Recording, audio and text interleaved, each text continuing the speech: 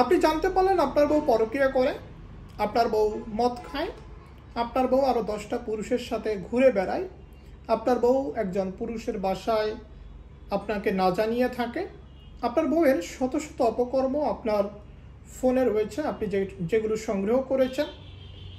এখন যেভাবেই হোক আপনার বউ আপনার সাথে সংসার করতে চায় না, আপনার বউ আপনাকে ছেড়ে চলে যাচ্ছে, অথবা আপনার বউ আপনার ঘরেই আছে, আপনার ঘরে থেকে সে এমন কোনো অপকর্ম নাই করতেছে এবং সকল প্রমাণ আপনার কাছে আছে। আপনি এটাও দেখতেছেন যে আপনার সামনে সে অন্য একটা ছেলের সাথে ঘুরে বেড়াচ্ছে, আপনি এটাও দেখতেছেন যে আপনি জানতেছেন সে অন্য একটা ছেলের বাসায় থাকতেছে, সব কিছু ঠিক আছে। এখন আপনি বলতেছেন যে আমি দেনমোহরের টাকা দিব না। দেখেন, আপনি যখন বিয়েটা করেছেন তখন কি করেছেন? তখন মেয়েটা ভালো, এই কারণে আপনি তাকে বিয়ে করেছেন। বিয়ের পরে জানতে পারলেন যে তার এত এত খারাপ অভ্যাস।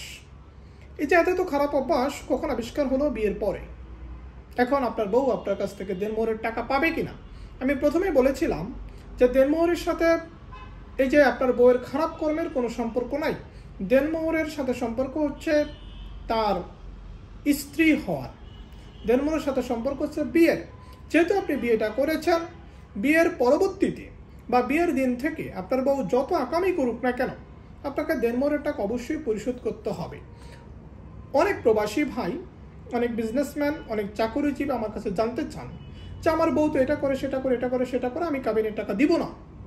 তো সেই ক্ষেত্রে আপনার উপায় কি? সেক্ষেত্রে আপনার কোনো উপায় নাই, আপনাকে কাবিনের টাকা অবশ্যই পরিশোধ করতে হবে। কারণ কাবিনের টাকার সম্পর্ক হচ্ছে বিয়ের সাথে। কাবিনের টাকার সম্পর্ক সে পরবর্তীতে দুষ্ট হয়ে যাচ্ছে, খারাপ হয়ে যাচ্ছে, এই কারণে কাবিনের টাকা মাফ হয়ে যাবে, বিষয়টা এরকম নয়। মেয়ে যদি দাবি করে, অবশ্যই আপনাকে কাবিনের টাকাটা পরিশোধ করতে হবে। এটাই নিয়ম, এটাই আইন।